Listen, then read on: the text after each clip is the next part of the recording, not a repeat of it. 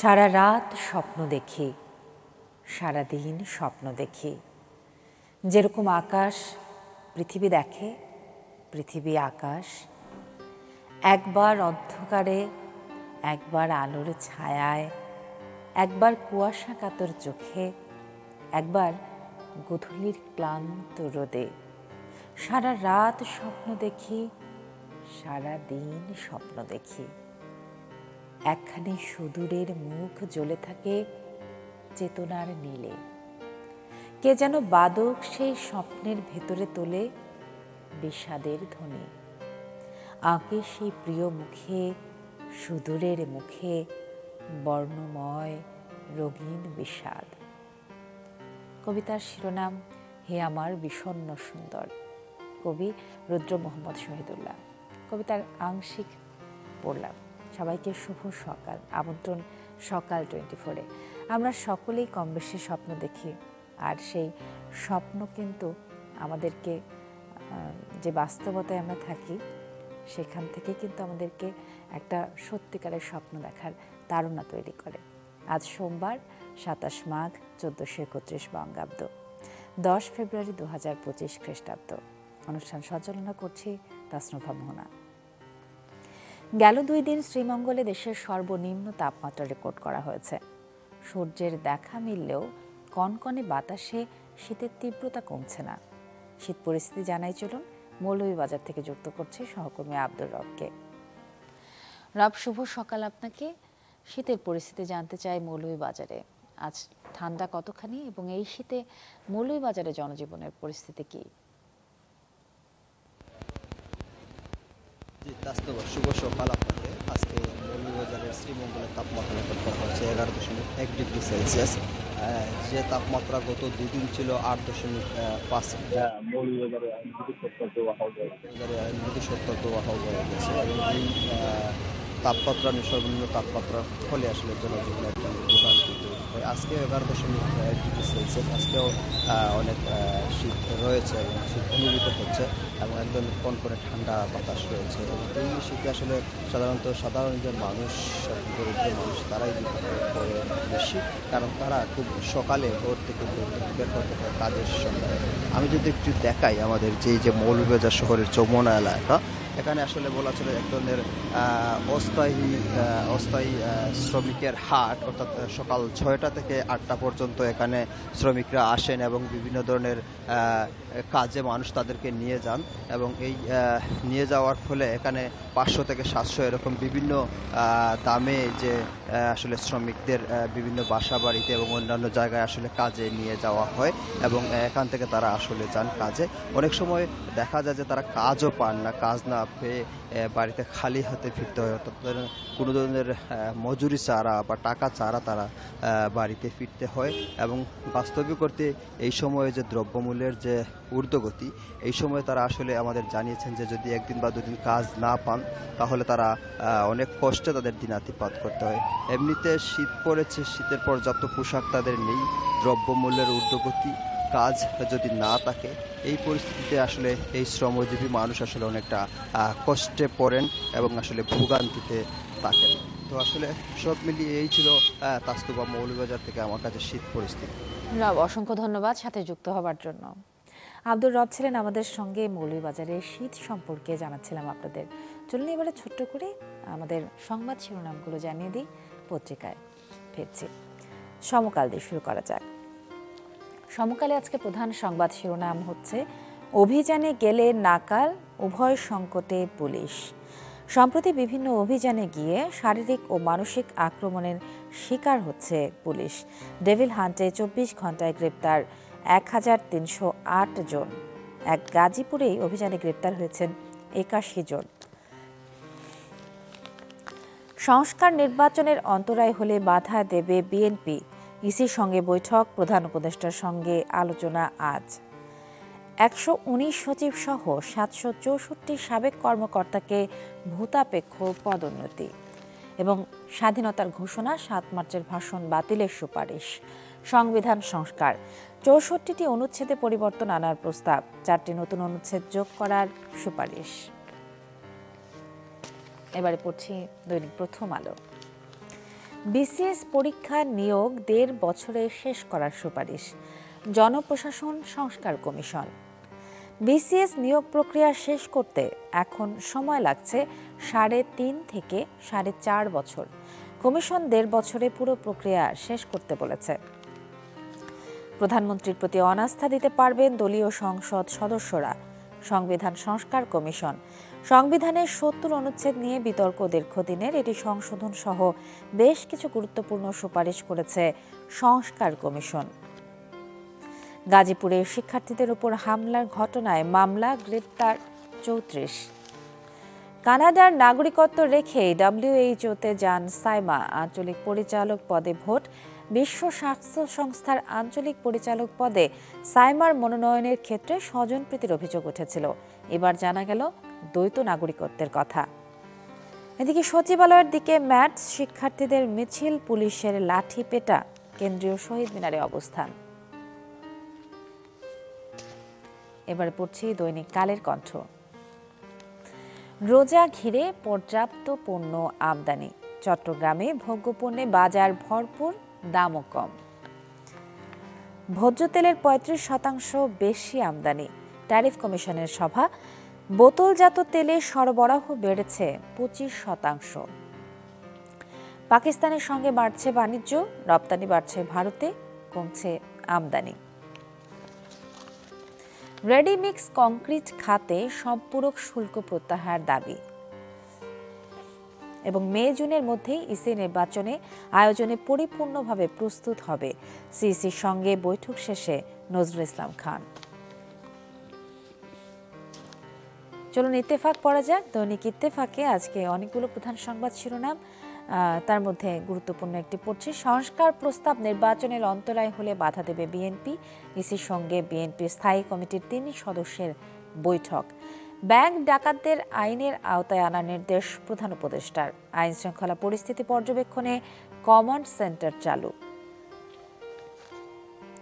এখনও দখলবাজদের কবজায় বিইউএফটি। বিজিএমইতে প্রশাসক বসলেও বিশ্ববিদ্যালয়টির দখলে তথাকথিত ট্রাস্টিরা। আর্থিক খাতে শৃঙ্খলা ফেরানো সহ শ্রমিক অসন্তোষ কমাতে অগ্রাধিকার দিতে হবে। সাম্প্রতিক চ্যালেঞ্জ মোকাবিলায় অর্থ মন্ত্রণালয়ের সুপারিশ। সবশেষে যুগান্তর। প্রথমে ইনসার্টে একটি ছবি দেখিয়ে দিচ্ছি, যেখানে বলা হচ্ছে যে রাজধানীর সিটি কলেজ ও আইডিয়াল কলেজের শিক্ষার্থীদের মধ্যে সংঘর্ষ চলাকালে একজনকে পেটানো হচ্ছে। গভর্নরকে প্রধান উপদেষ্টা ব্যাংক ডাকাতদের আইনের আওতায় আনতে হবে এবং আলোচনার টেবিলেই সমাধানের পথ। সংস্কার নিয়ে রাজনৈতিক নেতাদের মত। বিদেশে অর্থ পাচার ব্যাংকিং চ্যানেলে ইউসিবির সাবেক পরিচালক বসিরের ক্ষমতার দাপট।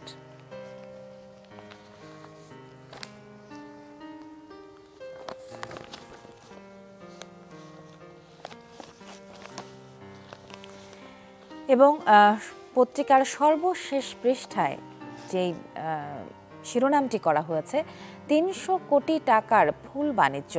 মাঠ থেকে পাইকারি ও খুচরা বাজারে জমে উঠেছে বেচাকেনা। গত বছরের তুলনায় এবার ফুলের দাম বেশি। বসন্ত বরণ, বিশ্ব ভালোবাসা দিবস এবং মাতৃভাষা দিবস। এই ছিল আজকের সংবাদ শিরোনাম। যেটি পড়ছিলাম যে ফুল বাণিজ্য চলছে ফাল্গুন ভালোবাসা দিবস এবং ভাষা দিবসকে ঘিরে। বিভিন্ন জেলায় ফুল চাষিরা লাভের আশা বেঁধেছেন। বাজারে বেড়েছে ফুলের সরবরাহ। ফুলের বাজার নিয়ে এবারে সিরাজগঞ্জ থেকে হিরক গুণ জানাচ্ছেন আমাদের। হিরক, শুভ সকাল আপনাকে।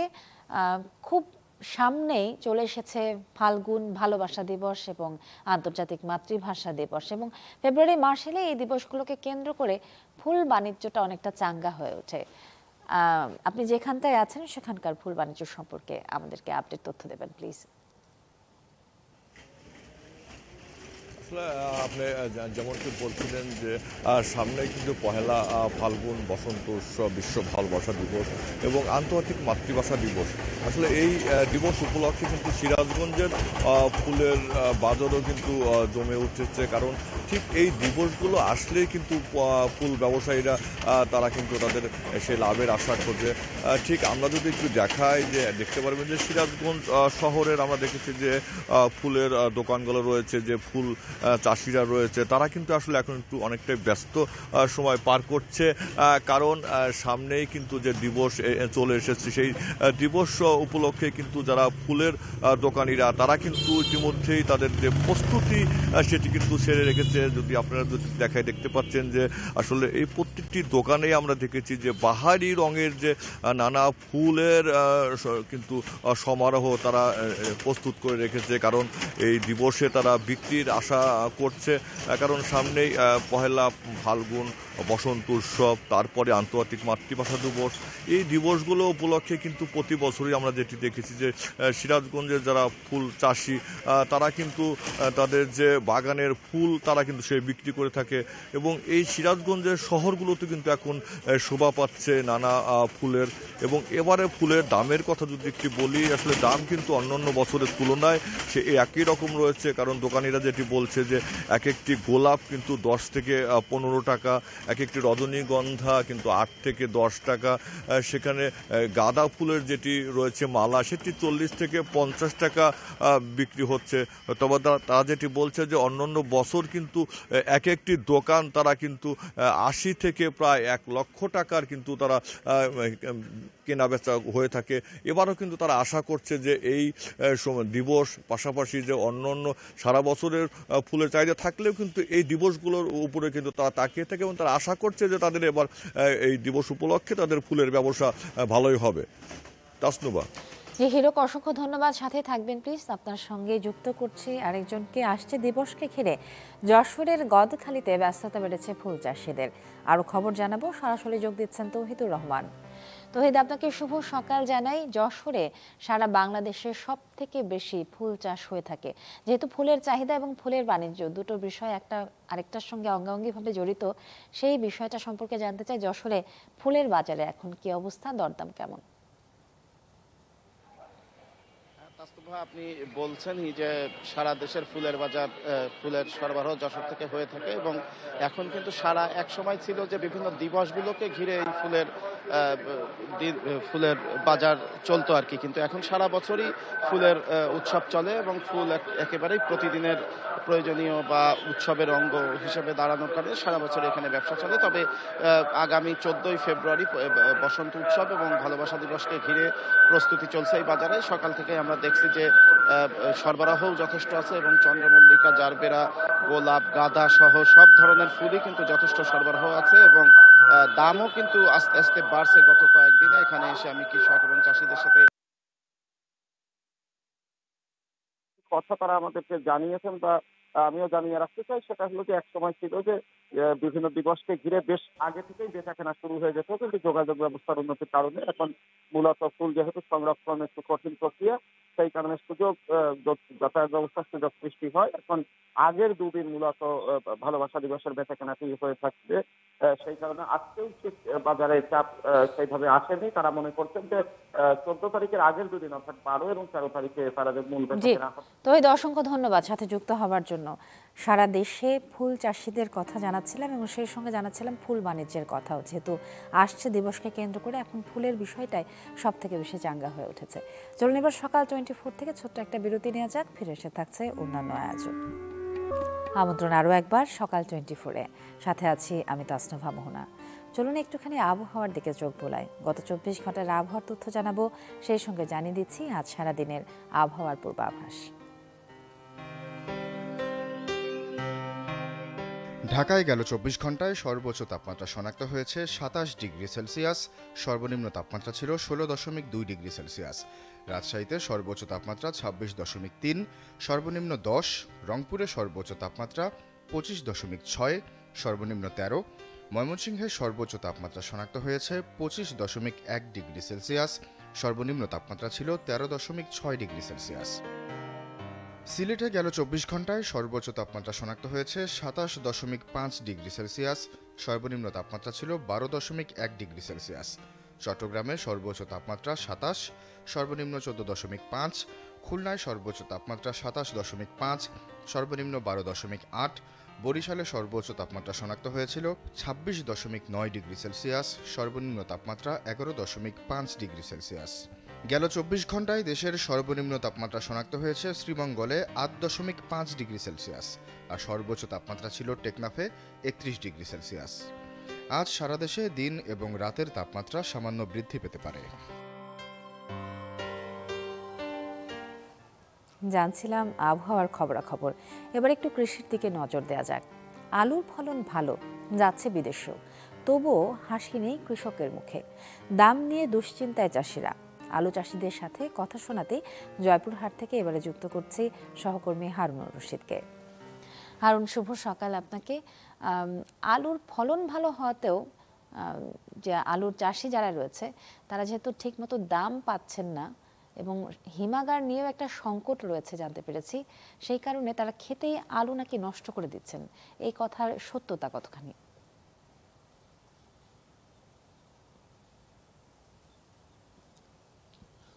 তাসনোভা, শুভ সকাল। তো কয়েকদিন ধরে কিন্তু রাতে খুব তীব্র শীত এবং ভোর পর্যন্ত থাকছে, তারপরে কিন্তু বেলা বাড়ার সাথেই কিন্তু আবহাওয়াটা কিছু ভালো থাকছে, স্বাভাবিক তাপমাত্রায় স্বাভাবিকভাবে চলাফেরা করতে। এই তীব্র শীতের সকালে কিন্তু কৃষকরা কিন্তু মাঠে আলু উত্তোলন করতে ব্যস্ত সময় পার করছেন। তো জয়পুরহাট জেলায় কিন্তু এবছর প্রায় 44,000 হেক্টর জমিতে আলুর আবাদ হয়েছিল। তো এর মধ্যে কিন্তু এখন পর্যন্ত প্রায় 20% জমি থেকে আলু উত্তোলন করা হয়েছে। তো আরেকটি জিনিস এখানে জানিয়ে রাখি যে এখানকার যে কৃষকরা যেটি আলু উৎপাদন করেছেন তাদের আমাদের জেলায় 19টি হিমাগার আছে, কিন্তু এই হিমাগারে এখন বর্তমানে এই কিন্তু আলু যে রাখার যে পারমিট দেওয়ার রসিদ তারা কিন্তু বন্ধ রেখেছেন। এই কৃষকরা সেই আলু রাখার যে রসিদ তারা কিন্তু এটা পাচ্ছেন না, এই অভিযোগ তারা কৃষকরা করছেন। তো বর্তমানে কিন্তু আলুর দাম একেবারে কমে গেছেন, কিন্তু জয়পুরহাট যারা আলু বিদেশেও যাচ্ছে, কিন্তু বর্তমানে 6 টাকা 60 টাকা কেজি আলু বিক্রি করে কৃষকরা কিন্তু লাভবান হচ্ছে না। আলু বিদেশে যাচ্ছে ঠিকই, কিন্তু সেই কৃষকরা তাদের যে ন্যায্য প্রাপ্যতা সেটা কিন্তু তারা পাচ্ছেন না। তো এখানে আমি একজন কৃষক আছে, তার সাথে যদি একটু কথা বলে জানবো। তো আপনারা তো এই মাঠে দেখছি আপনার আলু উত্তোলন করছেন, আলু উত্তোলন করে তো এই যে আপনারা লাগাচ্ছেন কি পরিমাণ আপনারা দাম পাচ্ছেন, আপনাদের ক্ষতি কেমন হচ্ছে? আমরা আলু কিনেছি এবার 103 টাকা 4 টাকা কেজি আলু কিনতেছি। কেনার পরে আলু লাগে, আলুর দাম আমরা পাচ্ছি না এবং সার বেশি দামে কিনা হয়েছে, ফসফেট পটাশ ইউরিয়া বেশি দামে কিনা হয়েছে। এই কারণে আমাদের জমিতে বিঘা প্রতি প্রায় 35-40 হাজার টাকা খরচা পড়ছে। খরচা করে আমাদের লাভ হচ্ছে না। আমাদের বিঘা প্রতি নিম্ন হলো 10-15 হাজার টাকা লস যাচ্ছে। তো আমরা এখানেও আমরা মনে হয় আর স্টোরে বুকিং পাচ্ছি না, আমরা সেখানে যাই ব্যর্থ হচ্ছি। আমরা এখন বর্তমান মনে হয় জমিতে ওই হাল চাষকে জমি লাগানোই মনে হয় আমাদের ভালো হবে, তাতে আমাদের সুবিধা হবে। তো এখানে আরেকটি জিনিস জানি, একজন ব্যবসায়ী আছেন, উনি কিন্তু জমি থেকে আলু ক্রয় করেন, মানে ওজন দেখে না, জমির গাছ দেখে আগে আলু ক্রয় করে রাখেন, তারপরে আলু উত্তোলন করেন। তো আপনার কাছে জানবো যে আপনি যে আলুটা কিনছেন এখন কি দামে আলু কিনছেন এবং এতে আপনাদের কি লাভ হচ্ছে না ক্ষতি হচ্ছে? আমাদের লাভ হচ্ছে না, লস হচ্ছে। আমরা জমিতে গাছ দেখি, আমরা জমিতে কৃষকের আগে গাছ দেখি, আলু তোলার 15 দিন 20 দিন আগে আমরা গাছ দেখে কৃষকের থেকে আমরা বিঘা প্রতি জমি কিনে নেই। আমরা জমির টার্গেট ছিল যে 700 থেকে 800 টাকা আলু বেচবো, তাই আলু বেচতে এখন তুলতে আলু বেচতেছি 300-350 টাকা মন, তাতে আমাদের অনেক লস হচ্ছে। তো এই ব্যবসায়ী এবং কৃষকের কাছ থেকে জানছিলাম যে আলুর বাজার দর নিয়ে। বর্তমানে যে কৃষকরা যেটা জানিয়েছেন যে আলু উত্তোলন করতে মাঠ থেকে যে আলু উত্তোলন করে বাড়ি পর্যন্ত নিয়ে যাবে, যে শ্রমিক যে খরচ, সেই খরচের টাকাও কিন্তু এখন উঠছে না বিধায় তারা যেটা বলছেন যে জমিতে আলু নষ্ট করে দিয়ে যে বোরোর যে আবাদ শুরু হবে সেটি তারা এই বোরো ধানের রোপণ করবেন। তো এই ছিল জয়পুরহাটের আলু নিয়ে সর্বশেষ খবর। তাসনোভা, জি, অসংখ্য ধন্যবাদ যুক্ত হওয়ার জন্য আমাদের সঙ্গে। আলু চাষিদের খবরাখবর জানাচ্ছিলাম। এবারে চলুন বান্দরবানে চলে যাই। বান্দরবানের রোয়াংছড়ির অন্যতম পর্যটন স্পট প্রাকৃতিক সৌন্দর্যের লীলাভূমি দেবতাখুম। তবে দীর্ঘ 2 বছর ধরে নিরাপত্তাজনিত কারণে নিষেধাজ্ঞার আওতায় রয়েছে রোয়াংছড়ি উপজেলা। এতে চরম লোকসানের মুখে পর্যটন স্পট দেবতাখুমকে ঘিরে জীবিকা নির্বাহ করা পর্যটন ও স্থানীয় ব্যবসায়ীরা। বান্দরবানে রোয়াংছড়ি উপজেলায় পর্যটক ভ্রমণে দীর্ঘদিন চলছে নিষেধাজ্ঞা। ফলে পর্যটক শূন্য জেলার সবচেয়ে আকর্ষণীয় গন্তব্য দেবতাখুম। 2 বছর আগেও দেশি বিদেশি পর্যটকের কোলাহলে মুখর ছিল জেলা সদর থেকে 33 কিলোমিটার দূরের এই পর্যটন স্পট। তবে ২০২২ সালে সশস্ত্র সংগঠন কেএনএফ-এর তৎপরতা বৃদ্ধি পাওয়ায় রুমা, আলীকদম, থানচি ও রোয়াংছড়িতে পর্যটনে নিষেধাজ্ঞা জারি করে প্রশাসন। সবশেষ আলীকদম থেকে নিষেধাজ্ঞা প্রত্যাহার করা হলেও তা জারি আছে বাকি ৩ উপজেলায়। আমাদের এই ব্যবসার সাথে প্রায় ১২০ জন জড়িত, যারা সবাই এখন বিভিন্ন পেশার সাথে জড়িত হয়ে পড়েছে, কিন্তু আর্থিক অবস্থা সবারই খারাপ। অনেক কষ্টে আছি আমরা, অনেক জায়গা থেকে বিভিন্ন জায়গা থেকে লোন নিছি, এ নিছি সে নিছি, কিস্তি দিতে পারি না, এই কষ্টে আছি। দেবতাখুম যদি খুলে আমাদের জন্য ভালো হবে, আর টুরিস্ট নিয়ে যেতে পারবো। পর্যটন নির্ভর এলাকা হওয়ায় নিষেধাজ্ঞার কারণে নানাভাবে আর্থিক ক্ষতির সম্মুখীন হচ্ছেন স্থানীয় ব্যবসায়ীরা। পর্যটন না থাকলে একদম মানুষ নেই। আমরা যে দোকান দিয়ে আছে, আমরা কিভাবে যে চলাই, আমরা স্পটের উপর নির্ভর করে আমরা ব্যবসা করি। দেবতাখুম মাঝে ব্যবসা নাই, দোয়ান মাঝে ব্যবসা নেই, দোয়ান বন্ধ, কিস্তি কেমনে চালাবো আমি। দেবতাখুম বন্ধ হওয়ার কারণে আমাদের এখানে রেস্টুরেন্ট, আবাসিক বিভিন্ন দোকানপাট আছে, সবকিছু এখন বন্ধ, এখন লস হইতেছে। দেবতাখুমের বন্ধ হওয়ার কারণে দোকানপাট সব বন্ধ, আমরা মানে চলতে পারছি না, আর দ্বিতীয়ত ইনকামও নাই। জেলা প্রশাসন জানায় দ্রুতই রোয়াংছড়ি উপজেলার নিষেধাজ্ঞা প্রত্যাহার করে উন্মুক্ত করে দেয়া হবে দেবতাখুম। সবার সম্মিলিত মতামতের ভিত্তিতে আমরা আগামী 11 ফেব্রুয়ারি মঙ্গলবার এটি ওপেন করার চিন্তা ভাবনা করছি এবং আনুষ্ঠানিকভাবে আমরা অফিস আদেশ জারি করব। বান্দরবানের দুর্গম এলাকায় বেশ কিছু ঝর্ণাঝিরি রয়েছে, যা পর্যটকদের কাছে খুবই জনপ্রিয়। এর মধ্যে সবচেয়ে বেশি পর্যটক যান দেবতাখুমে। Desk report, channel 24। এবারে জন্মদিন প্রসঙ্গ। শুভ জন্মদিন আজ যাদের জন্মদিন। প্রিয় দর্শক, পৃথিবী বিখ্যাত কারা কারা আছেন যাদের আজকের দিনে জন্মদিন এবং তাদের কীর্তি সম্পর্কে আপনাদেরকে জানাবো। এবার চলুন জেনে আসা যাক।